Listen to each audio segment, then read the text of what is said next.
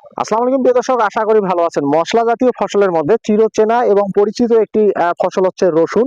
আমার পাশে যে রসুনগুলো দেখতেছেন প্রিয় দর্শক, এগুলো হচ্ছে রসুনের মূলত বীজ রসুন। দেখেন কতটা পুষ্ট এবং কতটা দানাগুলো কত পুষ্ট এবং সবল দানা। কথিত আছে যে বীজ ভালো হলেই কিন্তু সেখান থেকে আপনার ভালো ফলন পাওয়া যাবে। পরবর্তীতে অন্যান্য ব্যবস্থাপনাগুলো থাকবে, সঠিক সময় সার ব্যবস্থাপনা, সেচ ব্যবস্থাপনা, আন্তঃপরিচর্যার বিষয়গুলো থাকবে। সেক্ষেত্রে অবশ্যই বীজটি কিন্তু খুব গুরুত্বপূর্ণ একটি বিষয় প্রিয় দর্শক।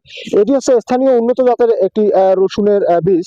এর যে কোয়াগুলো দেখেন, এগুলো কিন্তু অনেক পুষ্ট এবং বাছাইকৃত দানা, এবং এই বাছাইকৃত রসুনের দানাগুলো এখানে বেড আকারে জমিতে লাগানো হচ্ছে প্রিয় দর্শক। আমাদের যদি একটু জানার চেষ্টা করি, এখানে কিন্তু একদম সঠিক মাপের বেডগুলো করে নেওয়া হচ্ছে এবং নির্দিষ্ট দূরত্বে দূরত্বে কিন্তু এখানে যারা শ্রমিকরা আছেন তারা কিন্তু রসুনগুলো লাগাচ্ছেন জমিতে। এবং আন্তঃপরিচর্যার কথা যদি বলে রাখি প্রিয় দর্শক, এখানে কিন্তু এই রসুনগুলো লাগানোর পরে খড় দিয়ে কিন্তু এখানে ঢেকে দেওয়া হবে।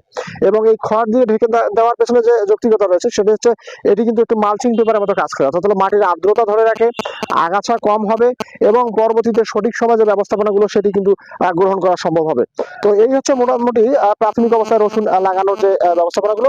আপনারা যারা রসুন চাষ করতে চান তারা কিন্তু এভাবে রসুন চাষ